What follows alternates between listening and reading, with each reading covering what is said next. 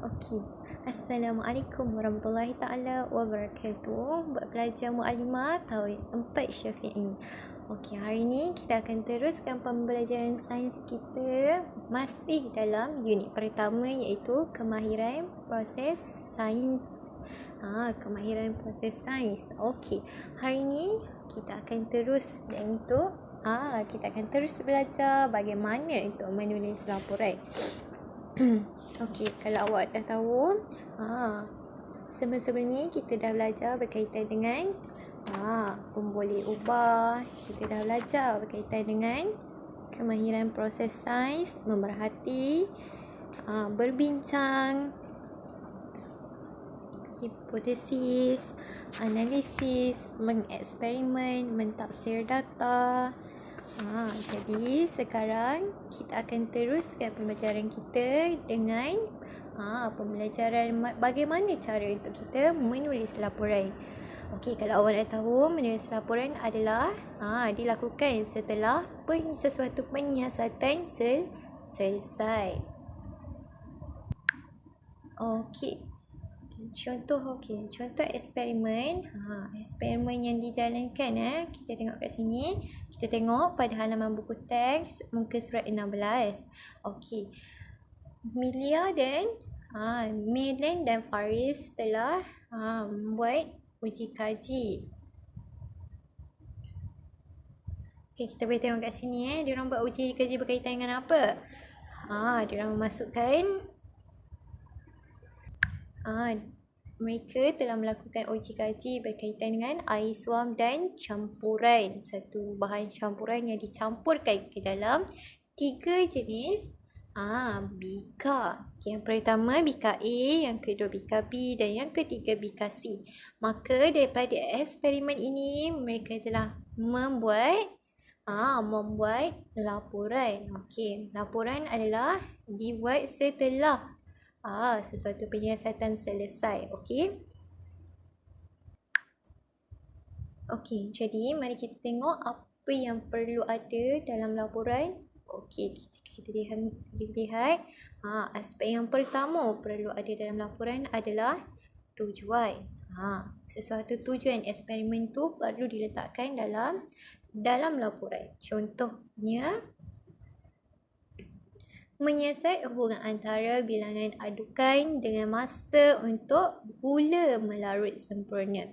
Okey, kalau awak nak tahu, Muallimah dah pernah bagi tahu sebelum ni. Formula untuk membuat tujuan adalah menyiasat hubungan antara pemboleh ubah dimanipulasi dengan pemboleh ubah bergerak balas. Okey. Jadi kalau kita nak buat tujuan, apa saja tujuan, maka kita perlu mengambil formula yang telah diberikan iaitu untuk menyiasat hubungan antara pemboleh ubah dimanipulasi iaitu apa yang berbeza dalam ujian dan juga dan pemboleh ubah bergerak balas apa yang dilihat dalam eksperimen. Okey, boleh semua? Okey, alhamdulillah. Okey, kita akan teruskan. Okey. Perkara yang kedua yang perlu ada pada laporan adalah penyataan masalah. Apa dalam eksperimen ni yang menjadi tanda tanya kepada kita. Contohnya, contoh eksperimen yang diberikan, adakah bilangan adukan mempengaruhi masa untuk gula melarut sempurna? Okey, boleh faham? Okey, seterusnya. Perkara ketiga yang perlu ada dalam sesuatu laporan adalah hipotesis. Hipotesis ni juga Muallimah telah ajar bagaimana cara ataupun formula bentuk hipotesis. Hipotesis adalah semakin bertambah ataupun berkurang pemboleh ubah dimanipulasi, semakin bertambah ataupun berkurang pemboleh ubah bergerak balas. Okey, contoh yang diberikan di sini.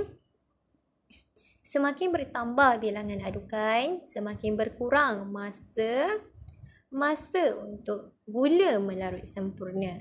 Okey, boleh faham maksudnya? Dekat sini dia cakap apa? Makin banyak campuran ditambah dalam sesuatu bika, maka masa itu diperlukan lebih banyak. Maksudnya kat sini dia cakap apa? semakin berkurang masa untuk gula melarut dengan sempurna. Maksudnya kalau tak ada masa yang banyak, maksudnya masa tu kurang, gula tu akan gula yang melarut tu kurang sempurna kalau masa tak digunakan dalam keadaan yang banyak dengan kuantiti yang banyak. Okey, perkara yang keempat yang perlu ada dalam sesuatu laporan adalah berkaitan dengan menentukan pemboleh ubah. Inilah yang Muallimah telah ajarkan kepada awak pada video minggu lepas, iaitu berkaitan dengan pemboleh ubah dimanipulasi, pemboleh ubah bergerak balas dan pemboleh ubah dimalarkan. Okey, mari kita lihat apa yang dimaksudkan dengan pemboleh ubah dimanipulasi. Okey, pemboleh ubah dimanipulasi adalah sesuatu yang berbeza dalam uji kaji. Jika kita lihat ya, okey, jika kita lihat hasil daripada dapatan data yang dikumpulkan oleh Melan, Faris, kita tengok tu. Bika A, bilangan adukan dia adalah 1. Manakala Bika B, bilangan adukan adalah 3. Dan Bika C, bilangan adukan adalah 6. Oleh yang demikian, kita dapat tahu bahawa apa yang dekat sini yang berbeza? Bilangan adukan, iaitu perbilangan mereka adalah bilangan yang berbeza daripada Bika A, Bika B dan Bika C. Maka di sini pemboleh ubah dimanipulasi adalah bilangan adukan. Okey. Seterusnya, pemboleh ubah bergerak balas. Okey. Muallimah dah terangkan juga pada video yang lepas, pemboleh ubah bergerak balas adalah apa yang nak dilihat ataupun diukur dalam eksperimen. Okey, contohnya, apa yang nak kita tengok dalam eksperimen yang dijalankan? Sudah tentu masa untuk gula melarut sempurna.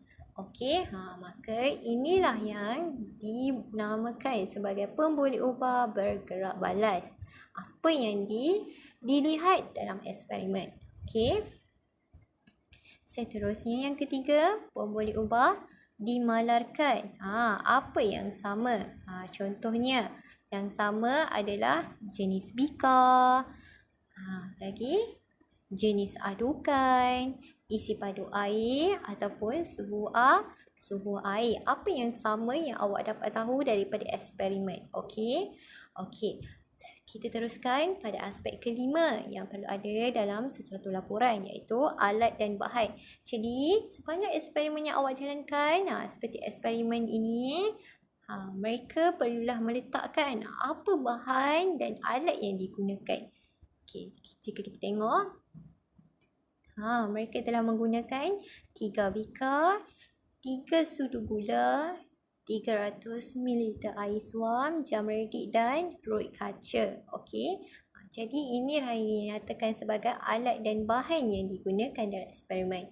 Juga perlu disenaraikan dalam laporan pada aspek yang kelima. Okey. Dan yang keenam, kita perlulah meletakkan langkah-langkahnya.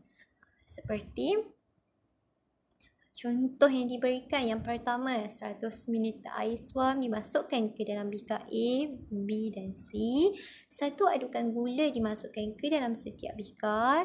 Bika A diaduk sekali setiap seminit. Bika B diaduk 3 kali setiap seminit. Bika C diaduk 6 kali setiap seminit.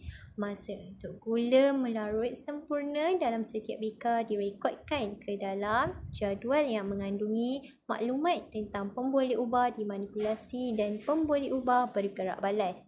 Okey, faham? Maksudnya apa? Langkah-langkah ni macam mana buat Muallimah? Okey, langkah-langkah ni kita tuliskan apa yang kita laksanakan. Maksudnya ada kita sediakan 3 bika, tulis kat situ. Sediakan 3 bika yang berisi 100 ml air suam. Okey.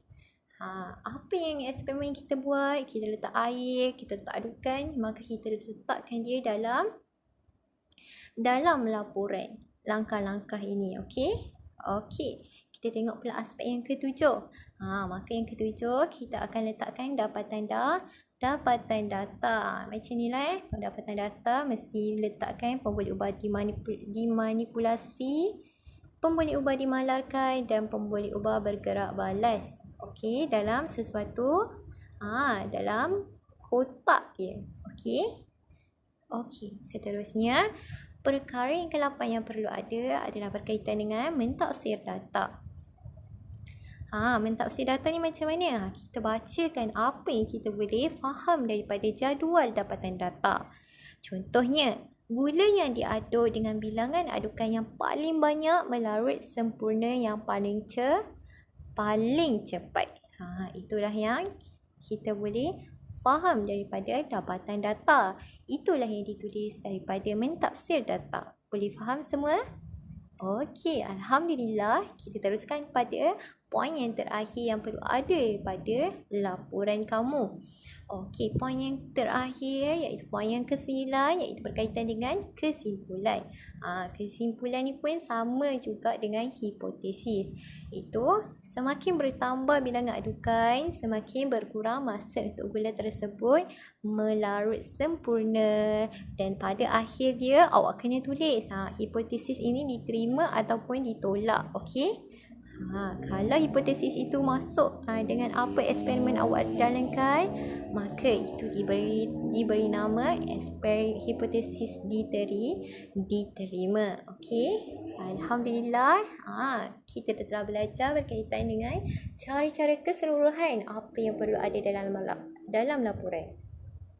Okey, jadi insya-Allah pada video yang seterusnya kita akan membuat satu eksperimen dan melaksanakan laporan bersama-sama, insya-Allah. Okey, sampai sini saja video Muallimah. Kita jumpa pada video yang akan datang. Assalamualaikum semua. Selamat belajar dan jaga kesihatan.